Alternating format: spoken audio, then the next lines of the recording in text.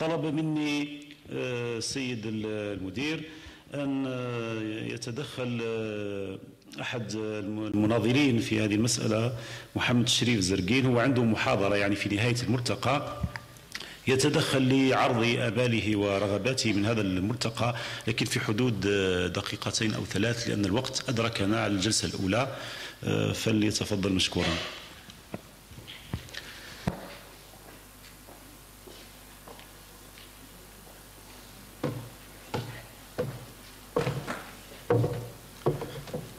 Salam alaikum. Je vous remercie infiniment de m'avoir accordé cet honneur. Je remercie Monsieur le Recteur. Et je suis très honoré d'être parmi vous aujourd'hui. Vraiment honoré. Mesdames et messieurs, chères sœurs, chers frères, j'aborderai, si vous me le permettez, la situation de l'enfance assistée et la kafala, et plus particulièrement la délicate question de la place de l'enfant au sein de la famille du kafil. Le régime de la kafala en Algérie est fixé par quelques articles sommairement édictés dans le Code de la famille de 1984, mais reste extrêmement insuffisant. Il institue et cadre le recueil légal, mais reste très insuffisant et loin d'être une garantie inviolable à l'endroit de l'enfant. D'ailleurs, on s'aperçoit aisément à la lecture de ce texte de la très lourde absence de mécanismes protecteurs, et la réalité du terrain le confirme. Le statut juridique de cet enfant en Algérie, permettez-moi de vous le dire, n'existe pas. Les services chargés de ce dossier fonctionnent en dépit de la disposition de l'article 73 de la loi 85-5 du 16 février 1985, relative à la protection et à la promotion de la santé, qui nous a laissé entendre que l'abandon d'enfants sera pris en charge par voie réglementaire. 27 ans après, ces voies réglementaires n'existent toujours pas. Le décret de 1992, quant à lui, est venu timidement autoriser la concordance des noms entre kafil et enfant mekfoul, mais n'a pas cerné l'aspect psychologique de l'enfant dans sa globalité. À notre sens, il est extrêmement important pour l'enfant d'évoluer avec un nom concordant à celui de la famille d'accueil, mais il est aberrant de laisser livrer à lui-même quant à la découverte réelle de son statut.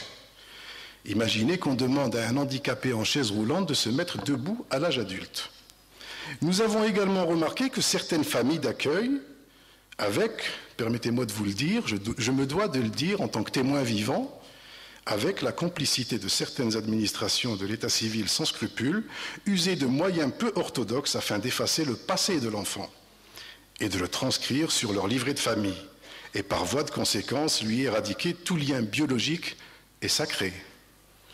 Au-delà du caractère usurpateur de l'histoire de l'enfant, inconscient et innocent, nous condamnons, nous en tant que concernés et la majorité des militants des droits de l'homme, ces agissements avec vigueur en notre qualité de musulmans. Et vous allez comprendre pourquoi. J'attire votre attention sur le danger de ces faits qui nous transportent inéluctablement vers une forme d'adoption occidentale, et beaucoup, je dirais pas tous, mais beaucoup du mouvement associatif chez nous et dans le monde arabo-musulman vont vers les mécanismes qui m'égoulou بالعربية, excusez mon arabe, je maîtrise très peu l'arabe, التبني. أنا نقول لهم الآية الرابعة تاع سورة الأحزاب واضحة، التبني حرام. أنا نتكلم غير على الكفالة. الشيء اللي هدانا الله سبحانه لازم ننوروا الكفالة هذه. Parce qu'à quelques heures d'ici, prochainement, et je pense que vous êtes tous au courant de ce qui se passe chez nos voisins, l'Ihya Fiddin, je dois le dire, l'adoption simple et plénière va être consentie à des couples homosexuels. L'enfant né hors mariage n'est pas un objet, il a une histoire et des droits inaliénables d'un être humain à part entière. Sur le terrain de nos investigations, nous avons constaté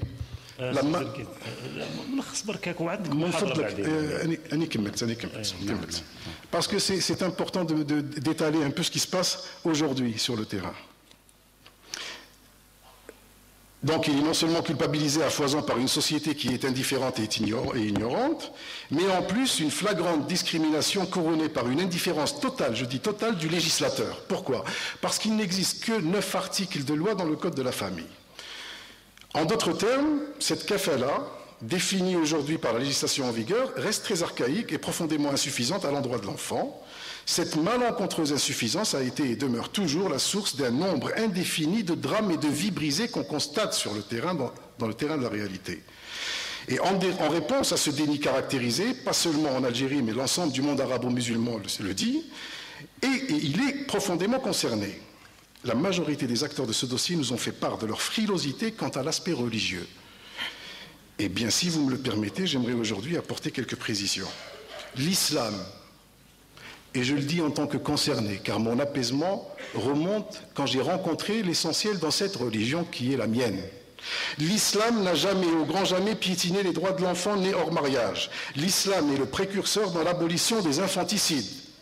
L'islam n'a jamais exhorté les abominables aberrations entretenues et colportées par de monstrueux prédateurs, tétanisés de se faire démasquer, étant eux-mêmes, entre autres, les géniteurs de ces enfants. Et je pense que lors de nos différents débats, il a été constaté et entériné par la plus haute institution islamique de notre pays, le mépris inhumain quant à cette catégorie de la population, et je fais allusion au communiqué du président de la commission des Fetwa du HCI. Voilà. Je passe directement à ce que le concerné, excusez-moi, professeur Abdelkader, je dois le dire, j'en ai pour 30 secondes et je termine. Je parle au nom de mes frères et sœurs. Moi-même, je suis né hors mariage, mais je suis aguerri. Je le dis, je n'ai aucun complexe. Et avant de vous encourager et de vous féliciter pour le merveilleux travail que vous allez effectuer juste après, moi, j'aimerais, en tant que concerné, au nom des enfants qui me ressemblent, mes frères et sœurs, vous suggérer, j'aimerais vous suggérer, pas vous recommander, des idées d'après le vécu et la souffrance de ces enfants-là. Donc, je commencerai par ce que je dis toujours. L'Algérie a besoin de renforcer et de rassembler les textes dans un code de l'enfance et la mise en place d'un tribunal pour enfants pour protéger cet enfant. Il est impérativement urgent d'introduire et d'arrêter avec le tabou l'éducation sexuelle à nos adolescents. Parce que le terrain le démontre parfaitement à ciel grand ouvert et on sait ce qui se passe. Il faut réorganiser les services sociaux en toute urgence des collectivités locales qui sont la proximité de la population vulnérable et mettre en place, bien entendu, des brigades spécialisées, quand je dis spécialisées, des éducateurs et des assistantes sociales. Il faut séparer les enfants privés de famille des enfants délinquants actuellement installés ensemble en créant plus de structures spécialisées. Il faut mettre en place des mécanismes d'insertion appropriés pour chaque catégorie de la population. Et je fais allusion, et je sais que les magistrats seront d'accord avec moi, ne pas mélanger la délinquance juvénile avec l'enfance privée de famille. Il faut impérativement, et ça c'est mes frères et sœurs qui le demandent, qui sont en kafala, amender l'article 125 du Code de la famille, car il est réducteur de pénaliser et de transmettre aux héritiers du kafil le devenir de l'enfant. La kafala doit devenir définitive. Ce n'est pas un objet qu'on hérite. C'est un enfant, c'est un être humain qui doit être, il faut que la forme de la kafala devienne chez nous, dans notre législation, définitive. C'est pas une mince affaire, c'est la vie d'un être humain. Et je redirai une autre fois, je l'ai dit il y a 6 mois, et on l'a dit un peu partout avec le professeur Bourkhal au Hilton, lors de notre rencontre, et beaucoup de députés ont été séduits par cette proposition. J'aimerais bien votre soutien, vous, en tant que scientifique, l'insertion d'une nouvelle page dans le livret de famille intitulé Kafil Mekfoul, afin d'y transcrire le nom concordant des enfants en kafala, pour que l'institution de la kafala ne reste pas provisoire. Cette page innovante, au-delà de son caractère administrativement pratique et sécurisant, portera forcément ses fruits à travers la reconnaissance vis-à-vis de cet enfant, ce fruit, et l'apaisement psychologique de l'enfant, lui garantissant un statut protecteur et un minimum de droits, et cela, bien entendu, en conformité avec notre charia islamia.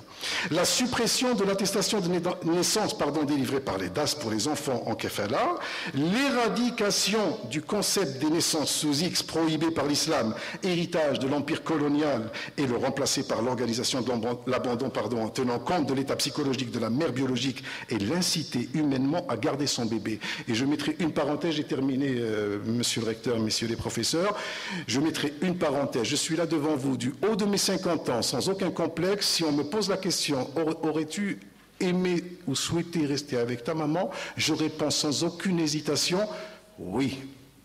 J'aurais souhaité rester avec ma mère. L'établissement de la filiation de l'enfant né hors mariage par le recours au test ADN, filiation exhortée par le divin dans le verset 5 de Sourate Al-Ahzab que vient de stipuler le recteur fait Sourate Al-Ahzab, donc appelez-les du nom de leur père, moi je ne peux pas comprendre autre chose. Et pour conclure, donc, il me reste 2 points. L'accompagnement thérapeutique spécifique pour les enfants victimes de la blessure originelle, car un orphelin de père ou de mère décédé n'est pas comme un né sous X. Le né sous X garde cette blessure toute sa vie. Et si vous me permettez, je recommande à qui de droit l'institution et la mise en place d'un office national de la kafala, car il a été constaté que malgré les efforts et les moyens colossaux, et je me suis penché personnellement sur la question avec beaucoup de fonctionnaires et de hauts fonctionnaires grâce à certains, enfin au ministère du secteur qui m'a permis cette étude, beaucoup de moyens ont été déployés par l'État ces dernières années pour les secteurs successifs chargés de la prise en charge de l'enfance privée de famille, mais ils ont essuyé des échecs incommensurables. Les directions de l'action sociale souffrent aujourd'hui du poids des dossiers qui leur incombent de traiter et par voie de conséquence, la charge du tuteur délégué de cette population n'est pas convenablement assumée.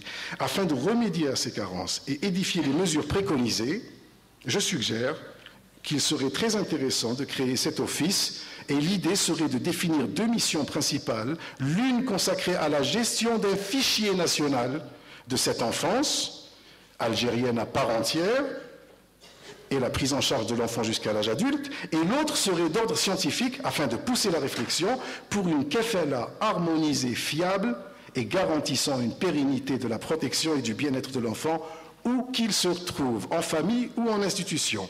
Et enfin, j'espère que ça ne va pas vous faire grincer des dents, je me dois de le dire, car on est devant une réalité, je ne suis pas en train d'encourager les formes de zina ou quoi que ce soit, au contraire, je suis un fervent combattant de ce fléau, c'est ça qui est fléau, c'est la fornication.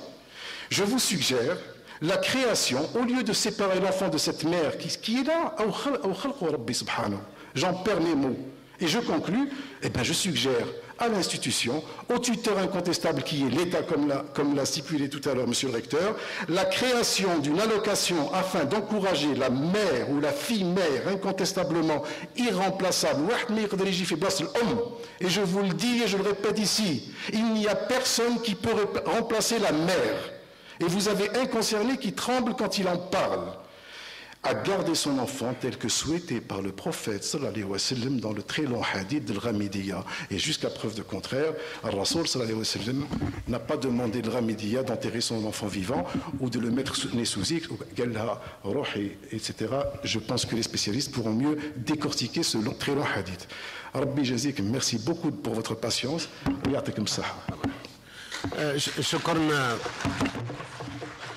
شكرا استاذ معم شريف. على كل حال هذا موضوع من بعد نخليه تاع الكفاله.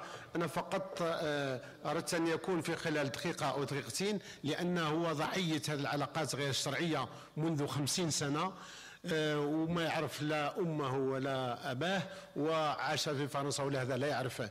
ولكن لما اتصل بالاسلام وجد ان الاسلام ارحب من القوانين الاوروبيه، وجد أن في أوروبا المسلمين هناك في هذا التبني، وجد في الإسلام أن الكفالة أهم شيء. ولهذا الآن هو في الجزائر وفي أوروبا الآن يناضل من أجل أن يكون قانون الإسلام هو اللي يطبق على المسلمين في الجزائر وفي غير الجزائر، وهي الكفالة، وإن شاء الله تطرح بعد ذلك. شكرا، بارك الله فيك. طيب، إذا هو الأستاذ زرقين هو تحدث عن بعض المشاكل في قانون الكفالة، وأنه فيه كثير من النقائص، وطرح بعض الاقتراحات التي ستدرس في القاعة، وهو من المناضلين الذين قد نتفق وقد نختلف معهم في بعض التفاصيل، ولكن نثني دائما على نضاله وعلى جهده في كثير من القضايا. نبدأ